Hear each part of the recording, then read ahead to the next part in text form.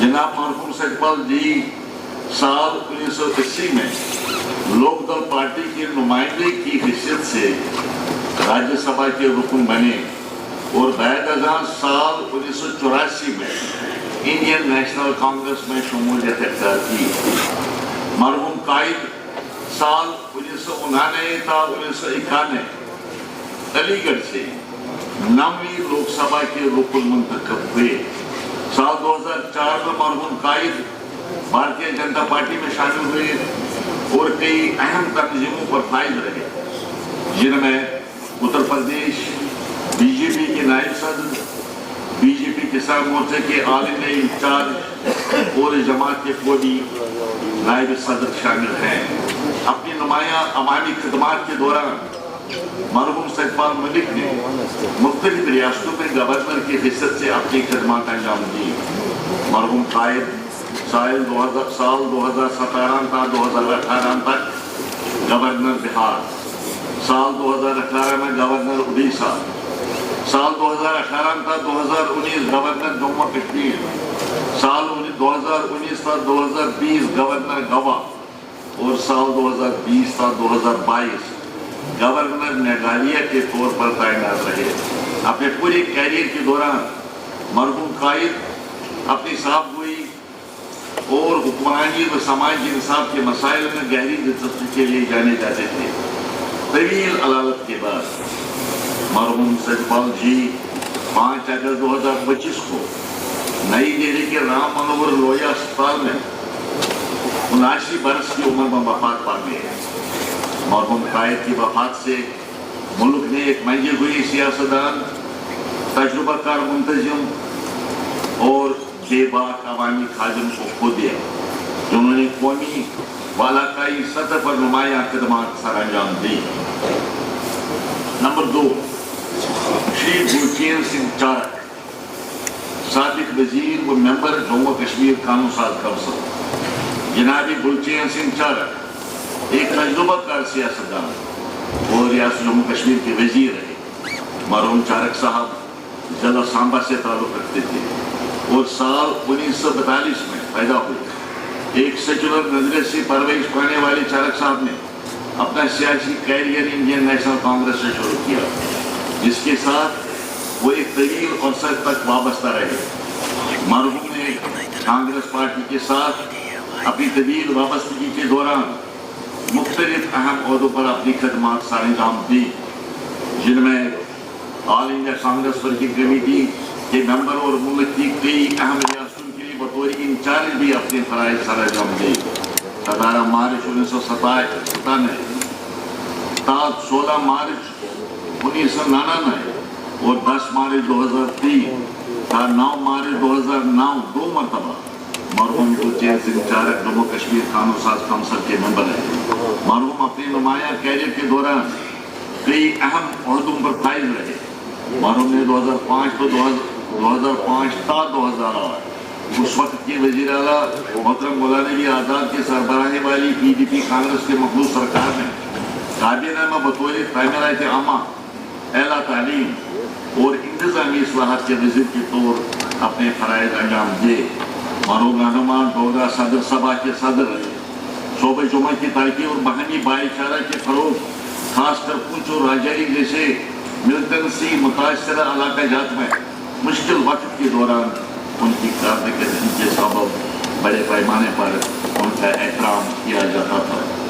مرحوم 17 اکتوبر 2025 کو 83 سال کی عمر میں طویل علالت کے بعد اس دنیائی فانی سے رخصت کر گئے۔ مرحوم چارک صاحب کی وفات ایک سیاسی، سماجی اور ثقافتی تانے بانے کے لیے ایک بڑا نقصان تصور کیا جا رہا ہے۔ اس کی وفات نے جموں کشمیر یوٹی کو ایک ممتاز فرزند، ایک قابل منتظم اور ڈوگرا شناخت و اقتدار کے ایک سرگرم وزیر سے محروم کر دیا ہے۔ شری دین ناتھ بھگت، سابق رکن قانون ساز اسمبلی۔ مرحوم دین ناتھ بھگت سابق رکن اسمبلی 15 اگست 1946 گاؤں رنگ رام نگر ضلع ادھمپور میں پیدا ہوئے۔ عوامی زندگی میں آنے سے قبل मरहूम भगत जी ने महकमा जंगलात में नहायत मेहनत और जहनत के साथ खदमात अंजाम दी और रेंज अफसर के वजह से सुबुकदोश हुए। रिटायरमेंट के बाद उन्होंने 2004 में भारतीय जनता पार्टी में शमूलियत इख्तियार करके अपनी सियासी सफर का आगाज किया। 2014 के आम इंतखाबात में वो हल्के इंतखाब चिरैनी से रुकन मुंतखब हुए, जहाँ मरहूम ने अपने अवाम की फलाह बहबूद के लिए शब रोज काम किया। अपनी सियासी सफर के दौरान जनाब भगत जी ने कई अहम अहदों पर खदमात सरंजाम दी। वो 4 साल तक बीजेपी उधमपुर के नायब सदर और 6 साल से जायद अरसे तक बीजेपी उधमपुर के सदर के तौर पर अपने फराइज सरंजाम देते रहे। उसके अलावा मरहूम ऑल इंडिया वर्किंग कमेटी बराए शेड्यूल कास्ट मोर्चा के रुकन भी रहे। वैसे कि कानून साज मरहूम भगत जी उस वक्त की जम्मू कश्मीर कानून साज असेंबली की कमेटी बराए तकमीन यानी एस्टिमेट्स और कमेटी बराए माहौलियात एनवायरनमेंट कमेटी के रुकन भी रहे, जहाँ मरहूम ने कानून साजी और अवामी पॉलिसी के मामलात में मौसर किरदार अदा किया।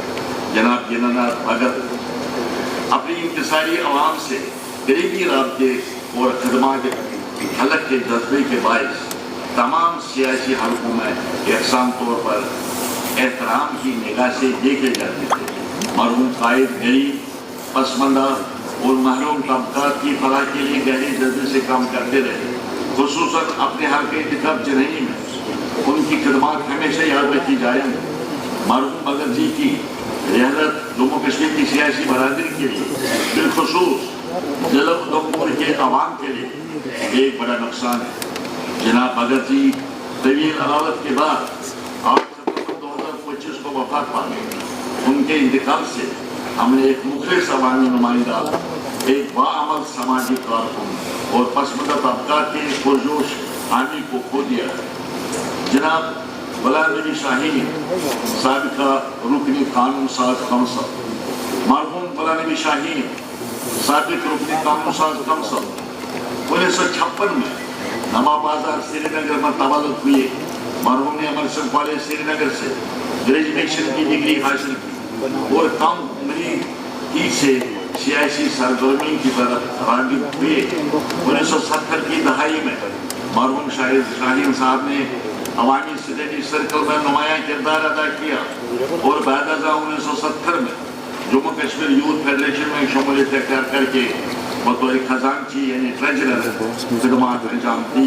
मज़कूरा तंजीम Jammu Kashmir youth national conference में तब्दील होने के बाद मरहूम को शोबा कश्मीर के नायब सदर के ओहदे पर फाइज किया गया। जनाब गुलाम नबी शाहीन साहब का सियासी सफर पूरा इस्तिकामत और वफादारी से भरपूर रहा। साल 1984 के सियासी इंतशार के दौरान मरहूम शाहीन साहब को गिरफ्तार किया गया, जिसके दौरान मरहूम को सख्त मुश्किलात का सामना करना पड़ा। लेकिन मरहूम ने अपनी जमात और क़यादत के साथ वफादारी में कभी लंचिश नहीं आने दी। पैदादा मरहूम कायद Jammu Kashmir youth national conference के सदर में मुंतखब हुए और वादी में सियासी सरगर्मी की बहाली में कलीदी किरदार अदा किया। खास तौर पर जनवरी 1996 में एक तारीखी यूथ कन्वेंशन मुनक़द हुआ जो सियासी तारीख का एक नुमाया बाब है। मरहूम गुलाम नबी शाहीन 18 मार्च 1997 को जम्मू कश्मीर कानून साज काउंसिल के रुकन मुंतखब हुए और 16 मार्च 2007 तक अपनी जिम्मेदारियां अहसन तरीके से सरअंजाम देते रहे। मरहूम कायद अपनी जानत, खुलूस, बेलुस खिदमत, पुरज़म क़यादत और जमात अवाम के तईन गैर मुतज़लज़ल वाबस्तगी के बाइस हरदिल अजीज थे। तवील अदालत के बाद जनाब गुलाम नबी शाहीन 22 अप्रैल 2025 को श्रीनगर में वफात पा गए। मरहूम कायद की वफात से रियासत एक मुखलिस, वफादार और बाकिरदार सियासी रहनुमा को खो दिया है और उनकी खिदमात को और से दराज याद रखा जाएगा। जनाब रमेश अरोड़ा साबिक रुकन कानून साज कौंसिल, मरहूम रमेश अरोड़ा साबिक रुकन कानून साज कौंसिल 5 अक्टूबर 1957 को जम्मू में पैदा हुए। मरहूम कायद ने बैचलर ऑफ साइंस यानी BSc और बैचलर ऑफ लॉ LLB की डिग्रियां हासिल की। मरहूम रमेश जी एक मुमताज वकील और मुखलिस अवामी खिदमत गुजार थे। अपनी पूरी जिंदगी में मरहूम अरोड़ा अपने नजरिया और उसूल के साथ गहरे अज़म के साथ वाबस्ता रहे।